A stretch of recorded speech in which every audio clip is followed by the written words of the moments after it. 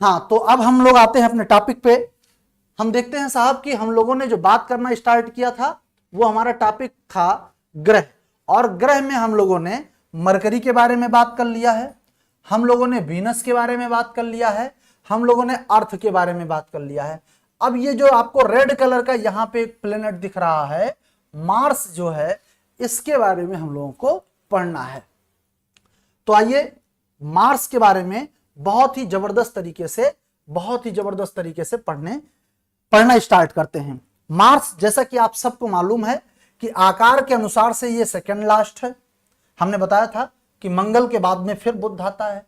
और सूर्य से दूरी के अनुसार से ये कौन सा ग्रह है भैया? तो 3 के बाद में ये चौथा, मतलब दूरी के अनुसार से ये चौथा है और आकार के अनुसार से ये 7वां है। ये दूरी के अकॉर्डिंग, ये सूर्य से दूरी के अकॉर्डिंग ये चौथा ग्रह है। और आकार के अकॉर्डिंग कितना है? तो आप बताओगे कि आकार के अकॉर्डिंग कौन सा है? तो आप बताओगे कि आकार के अनुसार से, आकार के अकॉर्डिंग प्यारे साथी ये कौन से नंबर का है? तो आप बताओगे कि 7वां ग्रह है। आकार के अकॉर्डिंग 7वां ग्रह है। अब आइए जानते हैं इसके बारे में कुछ और विशेष जानकारी।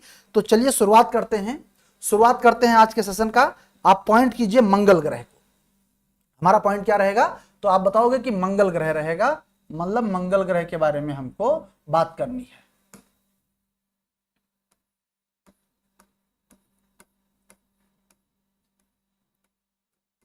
मंगल ग्रह के बारे में हमको बात करना है।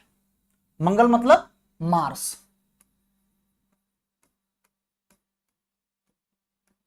मार्स के बारे में हमको बात करनी है। आप जानते हैं कि मार्स जो है, मार्स का जो सूर्य की परिक्रमा करने की अवधि है साहब, वो कितना है? तो सबसे पहले तो हम परिक्रमण अवधि के बारे में बात करें। परिक्रमण अवधि के बारे में अगर बात करें तो आप क्या बताओगे? परिक्रमण अवधि इसकी 687 डेज, मतलब 687 दिन है। मतलब हम जानेंगे कि मंगल ग्रह सूर्य का एक चक्कर पूरा करने में कितना टाइम लेता है? तो आप बताओगे 687 दिन का समय लेता है। कितना टाइम लेता है? तो आप बताओगे 687 दिन का समय लेता है ये पूरा एक सूर्य का चक्कर पूरा करने में। आपको बता दूं कि मंगल के पास जो उपग्रह हैं, मंगल के पास जो उपग्रह की बात करें तो उपग्रह की संख्या इसके पास 2 है। कौन से? 2। और उनके नाम भी मैं आपको बता दूं तो एक तो है फोबोस। कौन सा है प्यारे साथी? तो आप बताओगे फोबोस। और दूसरा है डीमोस। मतलब फोबोस और डीमोस ये दोनों क्या हैं? तो आप बताओगे कि मंगल के उपग्रह हैं। ऐसा लग रहा है 2 बेटों का नाम है ना? हाँ, फोबोस और डीमोस। ये जो डीमोस है प्यारे साथी, आपको बता दूं कि ये सौरमंडल का सबसे छोटा उपग्रह है। सौरमंडल का सबसे छोटा उपग्रह है। तो आपसे क्वेश्चन पूछता है कि सौरमंडल का सबसे छोटा उपग्रह कौन सा है? तो आप क्या बताओगे कि सौरमंडल का सबसे छोटा उपग्रह जो है वो कौन सा है? तो आप देखोगे कि सौरमंडल का सबसे छोटा उपग्रह कौन सा है? तो आप बताओगे कि सौरमंडल का सबसे छोटा उपग्रह डीमोस है। सौरमंडल का सबसे छोटा उपग्रह कौन सा है? तो आप बताओगे डीमोस है। बात समझ रहे हैं? सौरमंडल का सबसे छोटा उपग्रह क्या है, कौन सा है? तो आप बताओगे कि डीमोस है। अब अगर बात किया जाए डीमोस के बारे में और मंगल के बारे में, तो आपको पता चल ही गया कि इसका परिक्रमण अवधि कितना है। तो आपने बताया कि 687 दिन है। इसका जो अक्षीय झुकाव है वो 25 डिग्री 12 मिनट है। अक्षीय झुकाव जो है, इसका जो अक्षीय झुकाव है वो कितना है? तो आप बताओगे अक्षीय झुकाव इसका 25 डिग्री और 12 मिनट है। ठीक है, 12 मिनट है। 25 डिग्री 12 मिनट इसका अक्षीय झुकाव है, ये झुका हुआ है। इसके सतह पर प्यारे साथी आयरन ऑक्साइड की अधिकता है। क्या मिलता है? तो आप देखोगे कि आयरन ऑक्साइड की अधिकता यहां पर खूब है। ठीक है, सतह पर आयरन ऑक्साइड की अधिकता है। इसके सतह पर आयरन ऑक्साइड की अधिकता है। आयरन ऑक्साइड की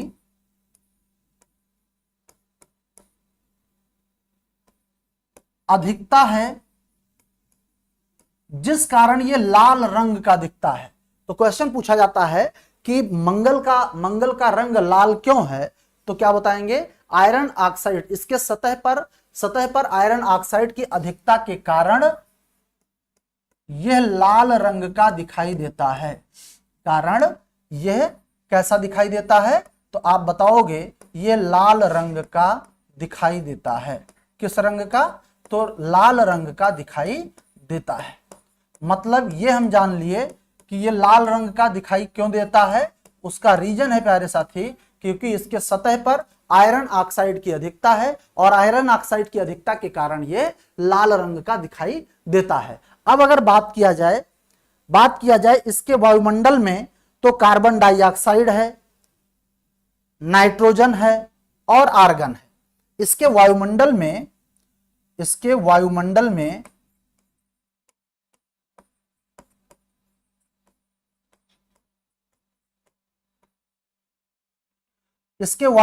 कौन कौन सी गैस है। अगर ये क्वेश्चन आपसे पूछा जाए तो आप क्या बताओगे कि इसके वायुमंडल में कार्बन डाइऑक्साइड, नाइट्रोजन और आर्गन देखने को मिलती है। कौन कौन है, तो आप बताओगे कार्बन है, कार्बन डाइऑक्साइड,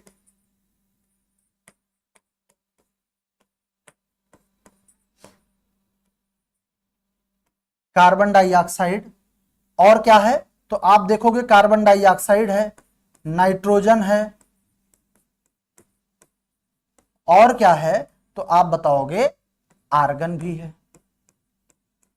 इसके वायुमंडल में कौन कौन सी गैसें देखने को मिलती हैं, कार्बन डाइऑक्साइड है, नाइट्रोजन है और आर्गन है। बात समझ रहे हैं। अब ये तो रहा सामान्य सी बात। फिर हम देखते हैं कि जो मंगल है, मंगल पर आप देखोगे प्यारे साथी, एक सबसे ऊंचा पर्वत मिलता है। मंगल ग्रह पर एक पर्वत मिलता है, मंगल पर एक पर्वत मिलता है और उस पर्वत का नाम है निक्स ओलंपिया। कौन मिलता है, निक्स ओलंपिया नामक पर्वत मिलता है। कौन सा पर्वत मिलता है, तो आप बताओगे निक्स ओलंपिया पर्वत है। और मंगल पर एक ज्वालामुखी भी मिलती है, प्यारे साथी।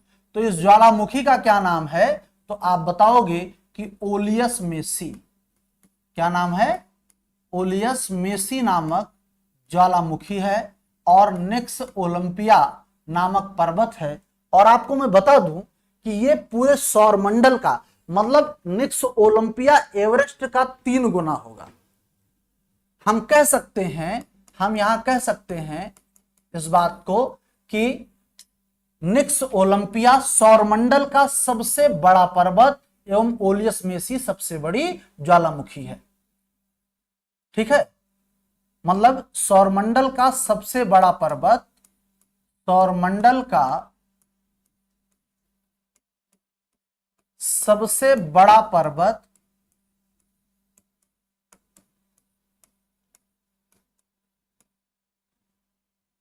एवं सबसे बड़ी ज्वालामुखी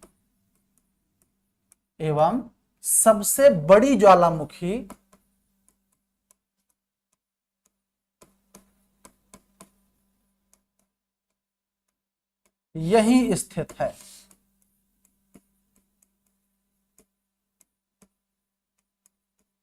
बात समझ रहे हैं। सौरमंडल का सबसे बड़ी ज्वालामुखी और सबसे बड़ा पर्वत कहां पे है, तो आप बताओगे कि मंगल ग्रह पर है। सबसे बड़ा पर्वत निक्स ओलंपिया और सबसे बड़ी ज्वालामुखी ओलियस मेसी है। बात समझ रहे हैं। ये तो रहा मंगल की कहानी, ये मंगल के बारे में रहा प्यारे साथी। अब अगला ग्रह जो हम लोग डिस्कस करने वाले हैं वो है आपका बृहस्पति। हाँ, एक चीज और आपको मैं बता दूं, एक चीज और मैं नोट नंबर 2 पे बता दूं। नोट नंबर 2 जो है हमारा, वो क्या है, आप देखोगे कि जो मंगल और बृहस्पति के बीच में क्षुद्र ग्रह की कक्षा है। ठीक है, तो क्षुद्र ग्रह जो हैं, क्षुद्र ग्रह कहां पाए जाते हैं, तो आप बताओगे कि क्षुद्र ग्रह कहां मिलते हैं प्यारे साथी। अगर आपसे क्वेश्चन पूछे कि क्षुद्र ग्रह कहां पाए जाते हैं तो आप क्या बताओगे कि मंगल एवं बृहस्पति के बीच पाए जाते हैं। मंगल एवं बृहस्पति के बीच पाए जाते हैं। मंगल एवं बृहस्पति के बीच पाए जाते हैं।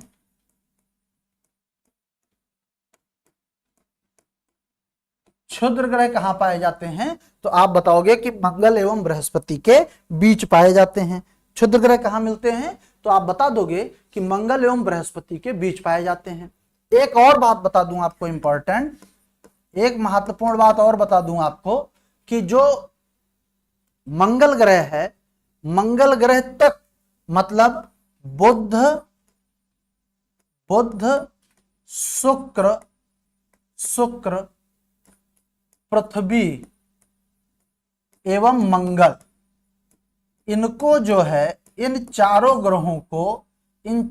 ग्रहों को आंतरिक ग्रह दैट मीन इंटरनल प्लेनेट कहा जाता है। आंतरिक ग्रह दैट मीन इंटरनल प्लेनेट कहा जाता है, आंतरिक ग्रह कहा जाता है।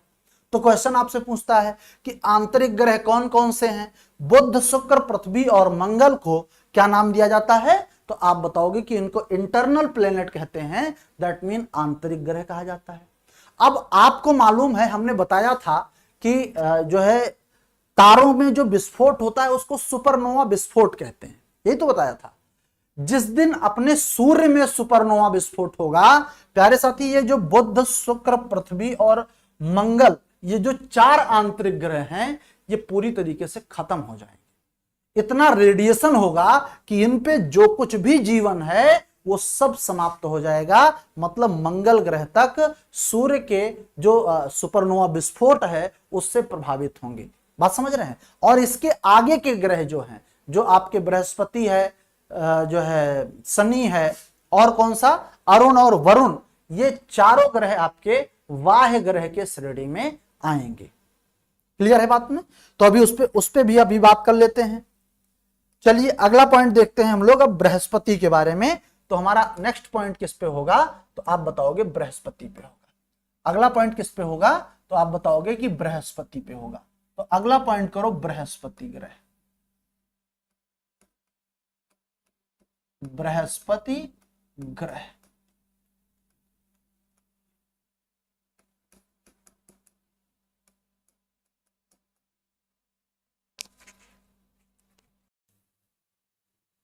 अगला ग्रह क्या है तो आप बताओगे कि अगला ग्रह है अपना शनि ग्रह। ठीक है, नेक्स्ट चलते हैं। नेक्स्ट है अपना शनि ग्रह।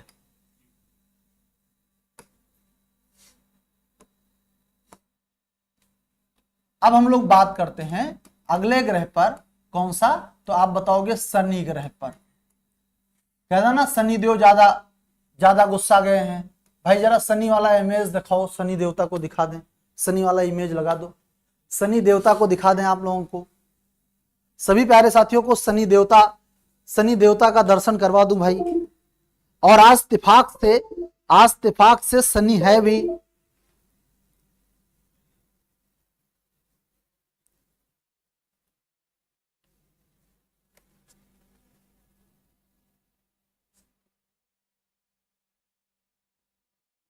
सैटर्न ये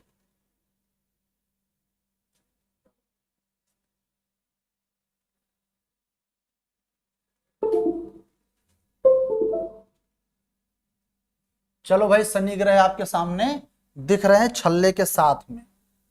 छल्ले के साथ में आपको शनि ग्रह दिख रहे हैं। ये देखिए आप छल्ले के साथ में दिखाई दे रहे होंगे। छल्लों की संख्या अगर गिना जाए, अगर इनके छल्लों की संख्या गिना जाए प्यारे साथी, शनि ग्रह पर अगर छल्लों की संख्या गिना जाए कि कितने छल्ले हैं तो आप देखोगे कि इस पर छल्लों की संख्या 7 है। इस पर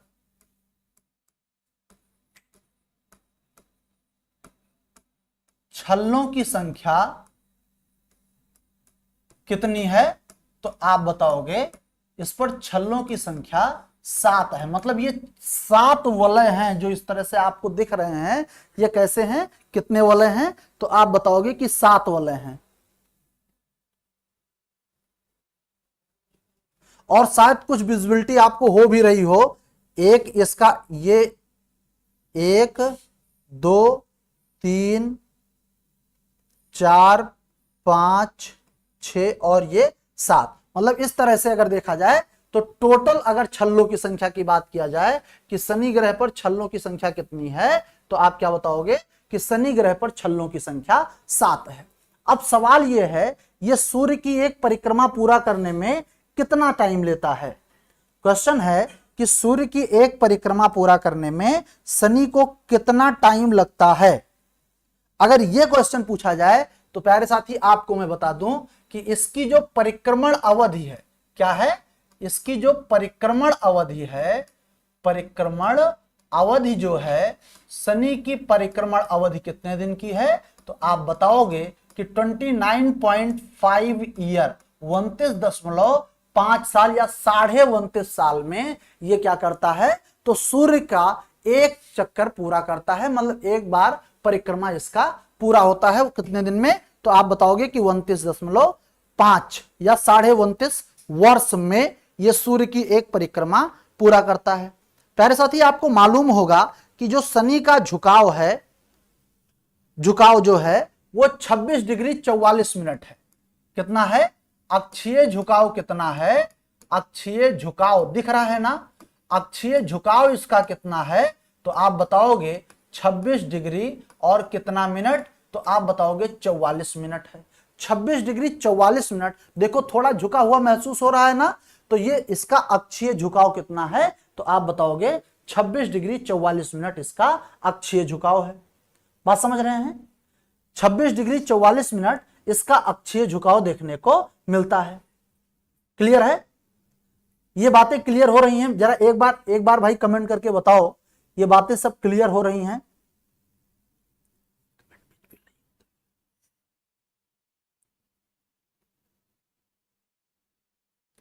एक बार सभी प्यारे साथी जरा कमेंट करके बताओ। अच्छा, डॉली डॉली कह रही है सर प्लीज कमेंट देखें सर। ओके ओके डॉली, बताओ भाई बताओ। हाँ आप कमेंट कीजिए, मैं देख रहा हूं भाई, ठीक है, कमेंट में देख रहा हूं, कोई दिक्कत नहीं है आप लोग। हाँ नीरज कश्यप सर, जुपिटर का कुछ भी नहीं दिखा हमें। जुपिटर को दिखाया था भाई, जुपिटर को स्टार्ट ही जुपिटर से किया हूं ना, मार्स के बाद। अच्छा मार्स के बाद में जुपिटर को नहीं दिखाया, चलो अभी दिखाई देता हूं भाई, जुपिटर को जो है मैं दिखाई देता हूं।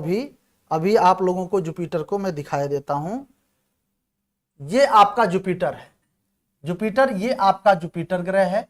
जुपिटर को देख लीजिए अच्छे से, ठीक है, आकार के अनुसार सबसे बड़ा है। ऊपर ये सैटर्न लगा हुआ है, सैटर्न का हमने स्पेशल इमेज ले लिया था क्योंकि वहां पे छल्लों की संख्या पे क्वेश्चन बनता है, तो मैं सोचा आपको छल्ले दिखा दूं, जुपिटर के छल्लों को दिखा दिया जाए। ठीक, क्लियर है। चलिए अब आते हैं अपने अपने शनि पे आ गए। शनिदेव का दर्शन जो है ये दुर्लभ है भाई। हाँ नीरज, शनिदेव का दर्शन जो है वो कैसा है, दुर्लभ है, तो इसलिए शनि का दर्शन आप लोग कर लीजिए। ठीक, अब आपको मैं बताऊं कि इस पे ये एक्चुअल में क्या है साहब, ये गैसीय ग्रह है। जो शनि है, शनि कैसा है, तो आपको मालूम है कि शनि गैसीय ग्रह है। शनि जो है यह एक गैसीय ग्रह है। यह एक कैसा ग्रह है, तो आप बताओगे कि यह एक गैसीय ग्रह है। कैसा ग्रह है, गैसीय ग्रह है। और गैसीय ग्रह होने के कारण इसको आकाश गंगा सदृश ग्रह कहा जाता है। क्या कहते हैं, तो आप बताओगे आकाश गंगा सदृश ग्रह कहा जाता है।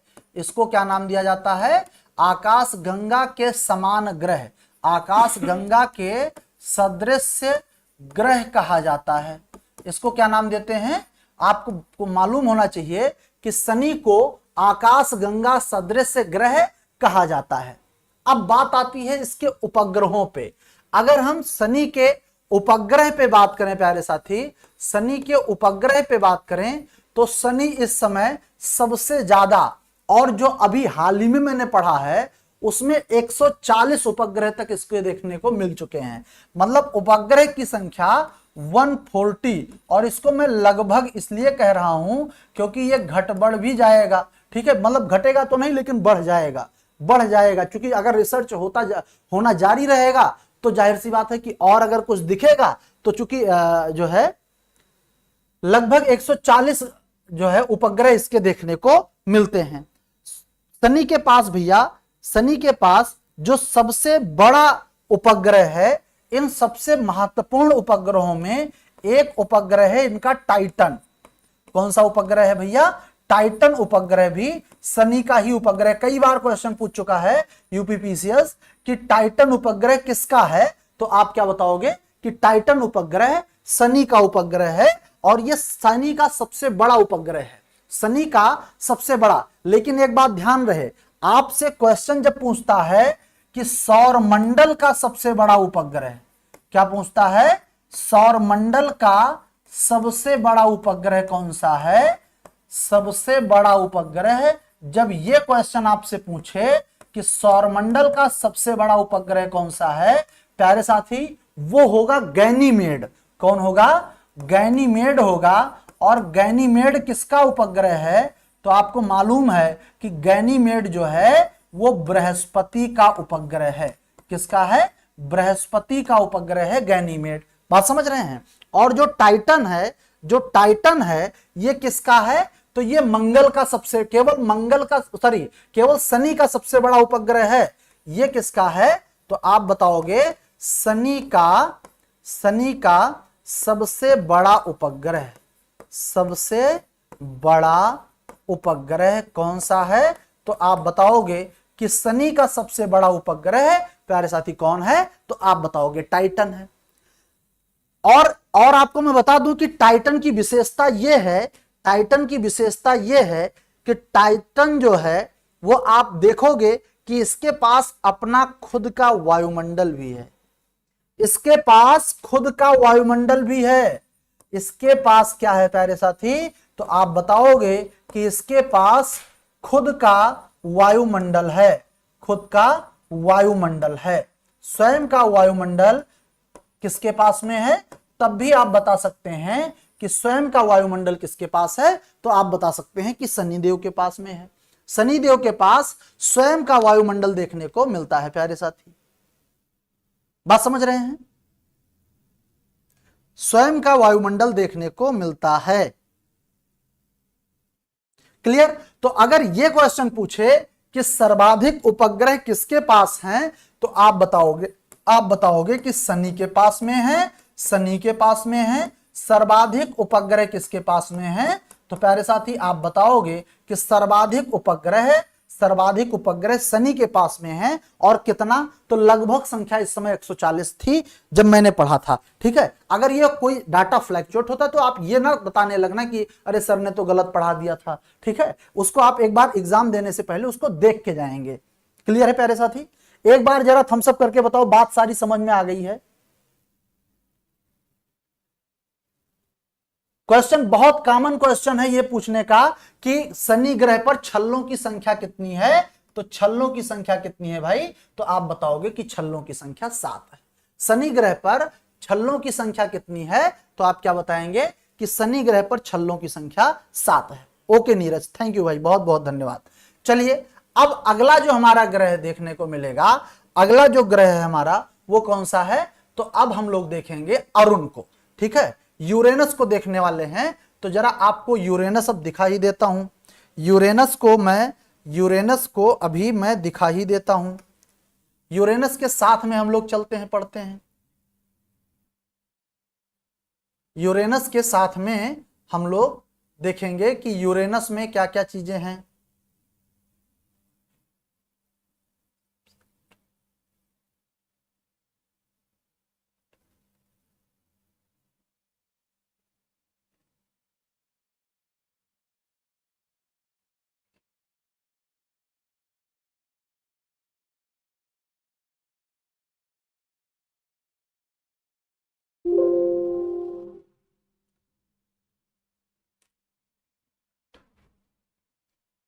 यूरेनस के पास अगर उपग्रहों की लिस्ट देखा जाए, यूरेनस पे चलना है भाई, वो लगा तो था वहां, डाउनलोड था।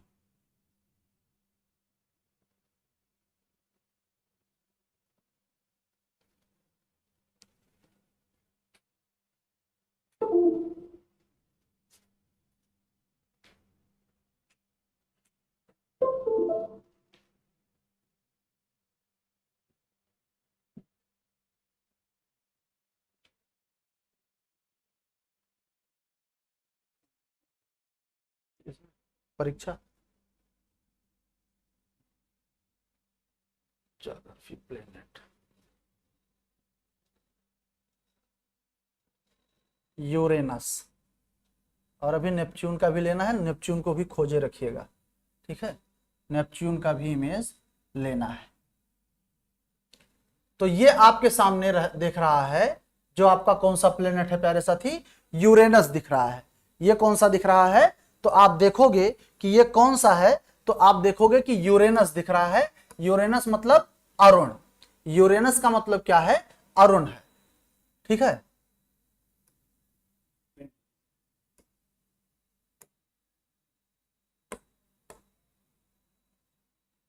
यूरेनस को देखेंगे, यूरेनस मतलब अरुण, यूरेनस मतलब अरुण को देखेंगे हम लोग, किसको, अरुण को देखेंगे।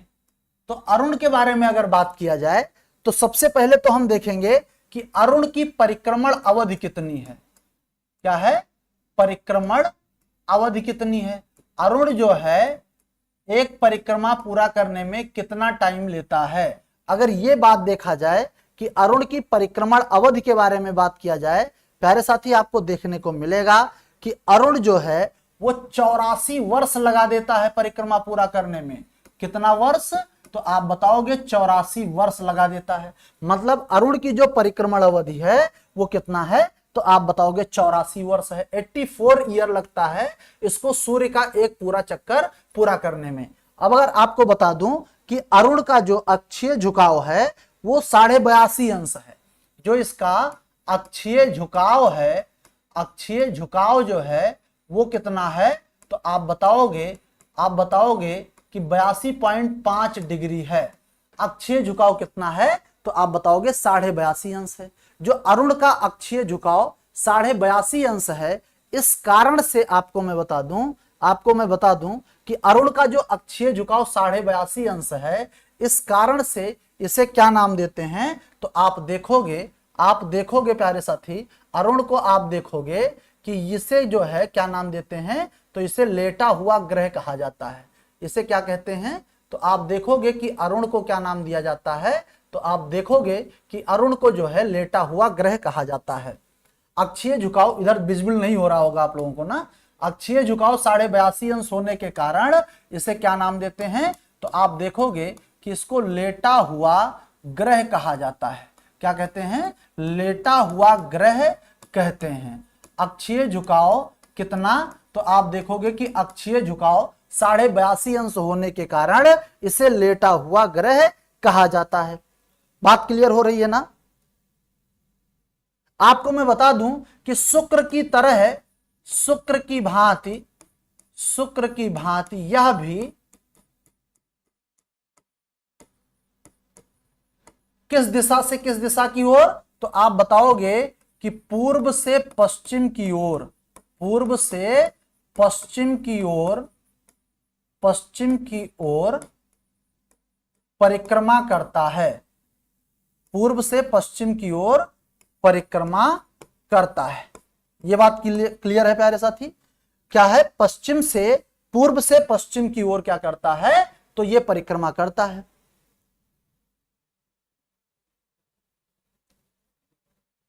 शुक्र की भांति यह भी क्या करता है, पूर्व से पश्चिम की ओर परिक्रमा करता है। हां, अगर हम इसके उपग्रहों के बारे में बात करें, तो इसके उपग्रहों की संख्या प्यारे साथी 27 है। उपग्रह कितने हैं, 27 है।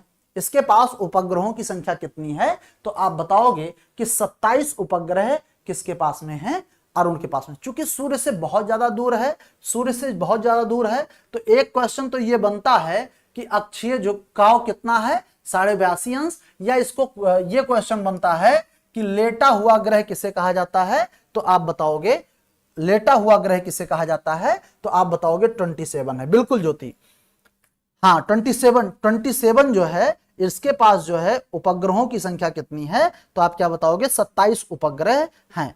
अच्छा, एक क्वेश्चन और पूछ लेता है, एक क्वेश्चन ये पूछता है कि इसकी खोज किसने किया था, यूरेनस का खोजकर्ता कौन था। अगर ये प्रश्न आपसे पूछ ले कि यूरेनस का खोजकर्ता कौन था, तो आप बताएंगे कि यूरेनस का खोजकर्ता प्यारे साथी कौन था, तो आप बताएंगे विलियम हर्शेल था। कौन था, आप बताएंगे विलियम हर्शेल। विलियम हर्शेल जो है वो क्या था, तो यूरेनस का खोजकर्ता था। ये भी क्वेश्चन कभी कभी पूछ लिया जाता है कि यूरेनस का खोजकर्ता किसे माना जाता है, तो आप बताओगे विलियम हर्शेल को माना जाता है। और कब इसकी खोज किया था, अगर ये पूछ ले तो आप बता देना 1781 ईस्वी में। कब किया था खोज, तो 1781 ईस्वी में विलियम हर्शेल के द्वारा यूरेनस की खोज की गई थी। बात समझ पा रहे हैं, ये तो यूरेनस की कहानी हो गई। अब हमको बात करना है अरुण के बाद में वरुण, दैट मीन नेपच्यून के बारे में बात करना है। तो चलिए देखते हैं नेपच्यून के बारे में क्या महत्वपूर्ण बातें हैं। नेपच्यून के बारे में क्या महत्वपूर्ण बातें हैं, आइए जानते हैं प्यारे साथी। नेपच्यून को भी पहले देखिए आप, नेपच्यून को भी आप देखते रहें।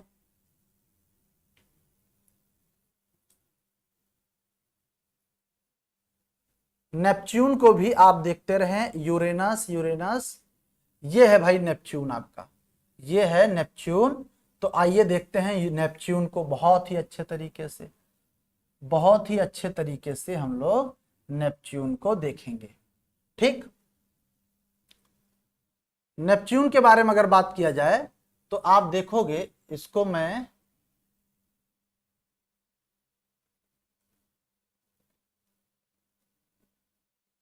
हाँ विजिबिलिटी तो हो रही होगी भाई नेपच्यून की, चलो सही है, सही है विजिबिलिटी। अब अगर नेपच्यून की बात किया जाए तो यहां आप देखोगे, नेपच्यून को अगर आपको दिखाऊं, ये पूरा आपको नेपच्यून दिख रहा है। नेपच्यून जो है मतलब वरुण जो है आपको दिख रहा है।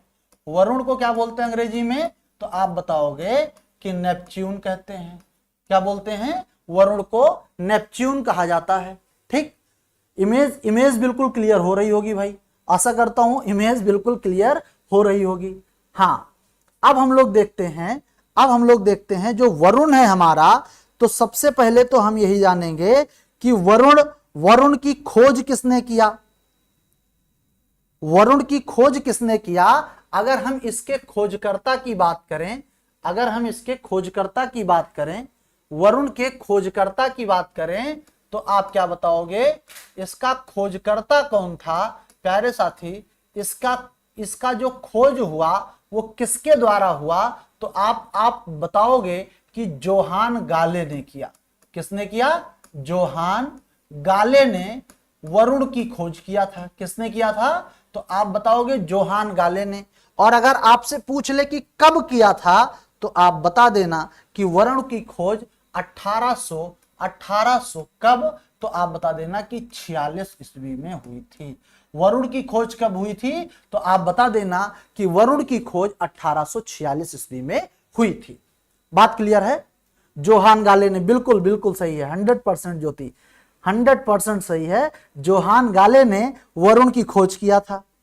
बात समझ रहे हैं। अच्छा, अब इसके अगर हम परिक्रमण अवधि की बात करें कि इसकी परिक्रमण अवधि कितनी है, अगर हम बात करें वरुण के परिक्रमण अवधि की कि कितने दिन में ये सूर्य की परिक्रमा को कंप्लीट करता है, अगर परिक्रमण अवधि के बारे में बात किया जाए तो प्यारे साथी आपको मालूम है कि इसकी परिक्रमण अवधि 165 वर्ष है। लिखते हैं 164.79 ईयर, लेकिन एग्जाम में लगभग में 165 वर्ष ही लिख के आता है तो इस बात को ध्यान रखना कि 165 वर्ष में यह सूर्य का एक पूरा चक्कर पूरा कर लेता है।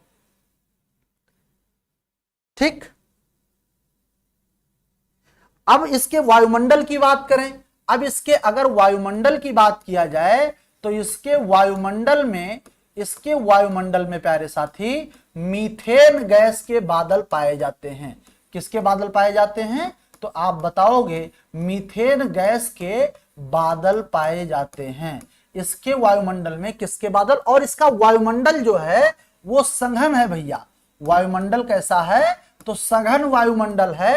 और इसके वायुमंडल में कौन सी गैसें मिलती हैं? तो आप बताओगे मीथेन गैस के बादल पाए जाते हैं। बात समझ पा रहे हैं? किसके बादल पाए जाते हैं? मीथेन गैस के बादल पाए जाते हैं। और अगर बात किया जाए वायुमंडल में मीथेन गैस के बादल तो पाए ही जाते हैं, इसके साथ साथ अमोनिया, हाइड्रोजन और हीलियम गैसें भी इसके वायुमंडल में मिलती हैं। कौन कौन से? तो आप बताओगे कि इसके वायुमंडल में अमोनिया मिलती है। कौन सी गैस मिलती है? अमोनिया मिलती है। इसके वायुमंडल में हीलियम भी मिलती है। और मीथेन तो मिलता ही है। मीथेन तो मिलता ही है। और प्यारे साथी हाइड्रोजन भी मिलती है। क्या मिलता है? हाइड्रोजन गैस भी मिलता है। मतलब क्या है? इसके वायुमंडल में मीथेन गैस के बादल पाए जाते हैं। इसका वायुमंडल सघन है। इसके वायुमंडल में अमोनिया, हीलियम और हाइड्रोजन भी प्राप्त होते हैं। अगर बात किया जाए वरुण की और विशेषताओं के बारे में तो आपको मैं बता दूं कि इसके उपग्रहों की संख्या जो है मात्र 14 है। कितने उपग्रह हैं? तो आप बताओगे कि उपग्रह की संख्या इसकी कितनी है? तो आप बताओगे कि 14 है। 14 उपग्रह वरुण के देखने को मिलते हैं।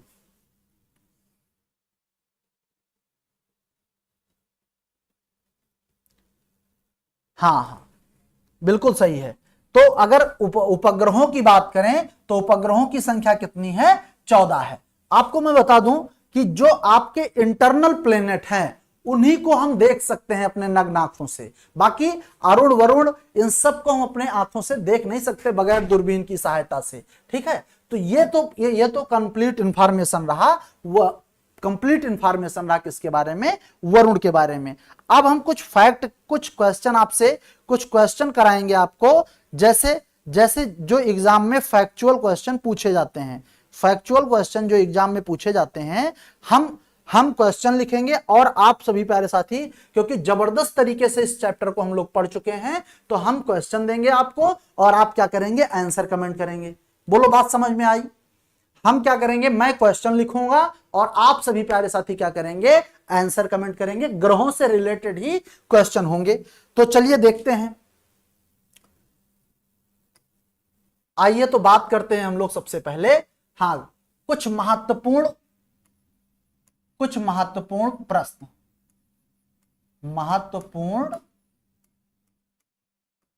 प्रश्न। अब अगर महत्वपूर्ण प्रश्न की बात किया जाए, महत्वपूर्ण प्रश्नों की बात किया जाए तो पहला क्वेश्चन कि सूर्य के सर्वाधिक निकट ग्रह, सूर्य के सर्वाधिक निकट ग्रह, आप लोग आंसर कमेंट करना शुरू करें। सूर्य के सर्वाधिक निकट ग्रह कौन सा है? आपको केवल ग्रह का नाम कमेंट करना है। आपको ग्रह का नाम कमेंट करना है कि सूर्य के सर्वाधिक निकट ग्रह कौन सा है, यह आपको कमेंट करना है। सभी प्यारे साथी आंसर करना शुरू करें। दूसरा क्वेश्चन पूछ सकता है पृथ्वी का निकटतम ग्रह, पृथ्वी का निकटतम ग्रह। दूसरा क्वेश्चन क्या पूछ सकता है कि पृथ्वी का निकटतम ग्रह कौन सा है? हाँ, डॉली सरोज कह रही हैं बुध सूर्य का सबसे निकटतम ग्रह। बिल्कुल, सबके आंसर सही है। बिल्कुल डॉली, सही जवाब है। क्या है? तो आप तुरंत बताओगे कि सूर्य के सबसे निकटतम ग्रह बुध है, मरकरी है। और अगर आपसे प्रश्न करे कि पृथ्वी के सबसे निकटतम ग्रह कौन सा है, तब प्यारे साथी क्या जवाब दोगे? तो आप बताओगे कि पृथ्वी के सबसे निकटतम कौन है। आंसर कमेंट करते रहो आप लोग, क्योंकि आंसर तो आपको बताना है, मुझे तो केवल क्वेश्चन लिखना है भाई, मुझे तो केवल क्वेश्चन लिखना है, जो बहुत ही इंपॉर्टेंट क्वेश्चन आपके लिए बन सकते हैं उसी को हमको लिखना है, ठीक है।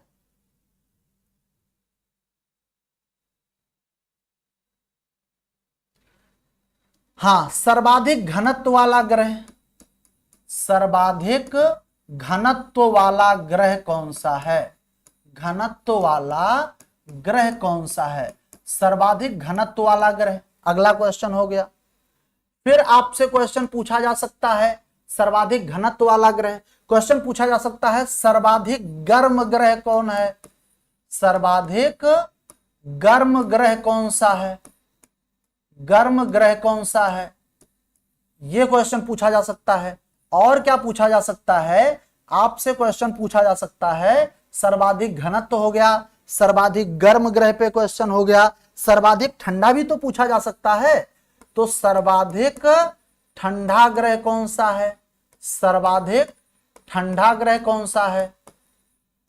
डाली, ज्योति, नीरज, सब लोग भाई आंसर करते रहो, आंसर करते रहो। सर्वाधिक ठंडा ग्रह कौन सा है, सर्वाधिक उपग्रहों वाला ग्रह कौन सा है, ठीक। सर्वाधिक उपग्रह वाला ग्रह तो आपको मैंने बता दिया, वहां पे वो क्वेश्चन नहीं लिखूंगा। भोर का तारा और सांझ का तारा किसे कहते हैं, भोर का तारा, भोर का तारा और सांझ का तारा किसे कहते हैं, और सांझ का तारा किसे कहा जाता है। अगर ये क्वेश्चन पूछे भोर का तारा और सांझ का तारा किसे कहते हैं, या तो क्वेश्चन बना दे कि हाँ सर्वाधिक तापांतर वाला ग्रह कौन सा है, सर्वाधिक तापांतर वाला ग्रह कौन सा है। आंसर नहीं कर रहे हो भाई सब लोग। सर्वाधिक तापांतर वाला ग्रह, मैंने कमेंट नहीं देखा तो शिकायत किया कि सर कमेंट देख लो, और जब मैं कह रहा हूं कि आंसर बताओ, अब सब लोग गूगल करने चले गए, सब लोग गूगल करने चले गए हमें लगता है। सर्वाधिक तापांतर वाला ग्रह, हरे रंग का दिखने वाला ग्रह, हरे रंग का, हरे रंग का दिखने वाला ग्रह, हरे रंग का दिखने वाला ग्रह,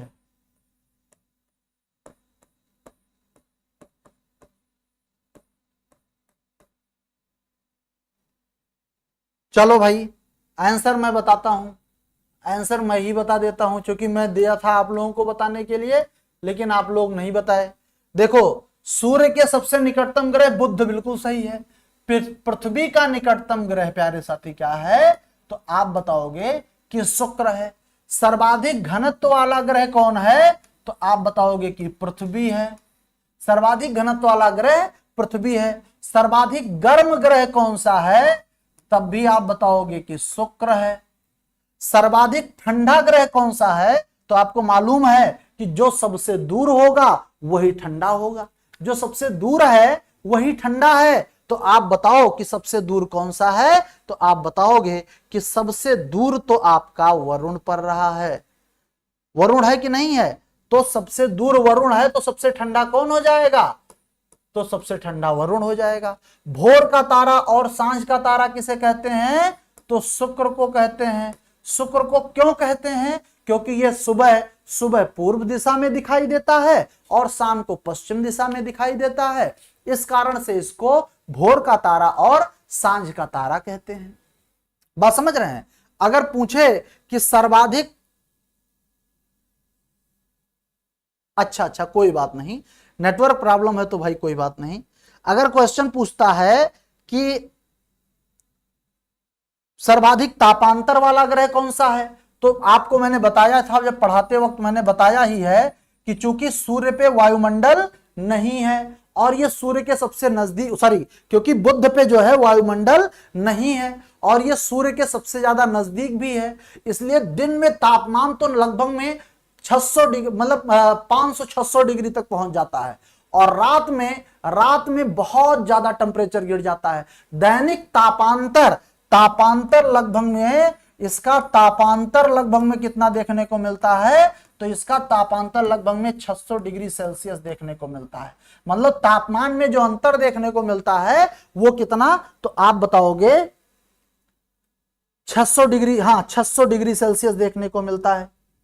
फिर हरे रंग का दिखने वाला ग्रह कौन सा है, अगर ये क्वेश्चन पूछ ले तो आप बताओगे अरुण। अरुण ऐसा ग्रह है जो किस कलर का दिखता है प्यारे साथी, तो अरुण हरे रंग का दिखता है।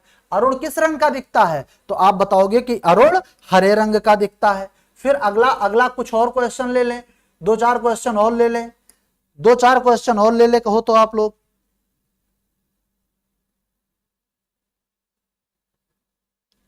हाँ बिल्कुल, कल पढ़ाया था। अगर क्वेश्चन पूछे कि गैसों का गोला कहलाने वाला ग्रह, क्वेश्चन कितना तक हुआ था, 8 तक हुआ था। नेक्स्ट है 9वां, गैसों का गोला कहलाने वाला ग्रह। गैसों का गोला कहलाने वाला ग्रह, गोला कहलाने वाला ग्रह। आप बताओ भाई, आंसर करो कि किस ग्रह को गैसों का गोला कहते हैं। गैसों का गोला कहलाने वाला ग्रह कौन सा है, प्यारे साथी कमेंट करके बताओ, गैसों का गोला किसे कहते हैं। बात समझ रहे हैं, गैसों का गोला।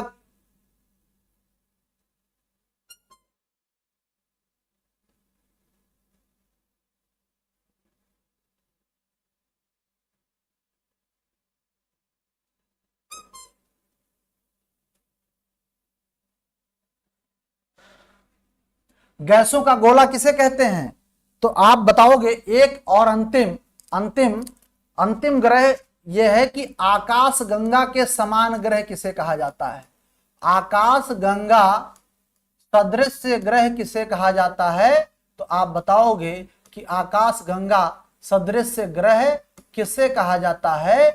तो इन 10 प्रश्नों का जवाब आपको देना है। इन 10 प्रश्नों का जवाब आपको देना है। गैसों का गोला कहलाने वाला ग्रह कौन सा है प्यारे साथी, कौन है, तो शुक्र है। और कितने, तो आपको मालूम है कि 7 छल्ले देखने को मिलते हैं। तो शनि पे, सॉरी शुक्र लिख दिया हूं, शनि पे जो है, शनि पे क्या है, गैसों का गोला कहलाने वाला ग्रह कौन सा है, तो शनि है। और शनि पे कितने छल्ले दिखाई देते हैं प्यारे साथी, 7 छल्ले दिखाई देते हैं। चूंकि शनि गैसों से बना है इसलिए आकाश गंगा सदृश ग्रह किसे कहा जाता है, तो शनि को ही कहा जाता है। आकाश गंगा के समान ग्रह किसे कहा जाता है, तो आप बताओगे शनि को कहा जाता है। डाली कह रही है कि थैंक यू सर, आप बहुत अच्छा पढ़ाते हैं। नहीं सर, बहुत बहुत धन्यवाद डाली, आप लोग अच्छा पढ़ते भी हैं भाई, आप लोग अच्छा पढ़ते भी हैं तभी हम अच्छा पढ़ा पाते हैं। बात समझ रहे हैं।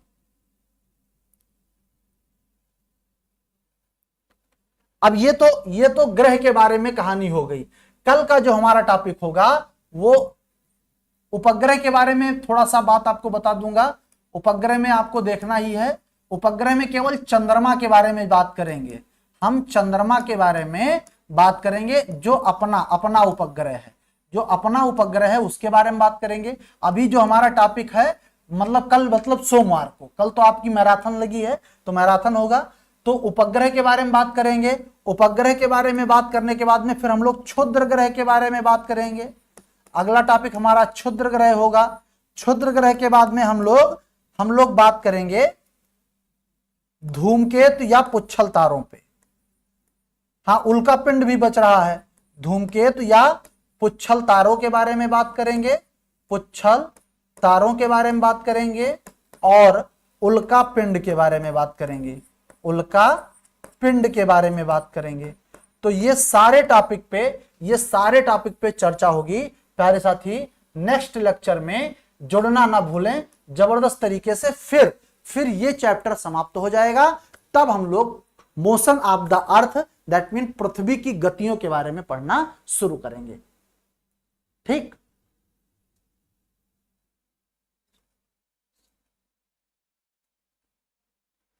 चलो तो आज यहीं तक रहने दें। सभी साथी जरा एक बार कमेंट करके बता दो, क्या सबको चीजें बिल्कुल समझ में आ गई हैं?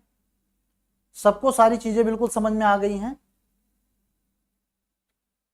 तो आज यहीं तक रहने देते हैं।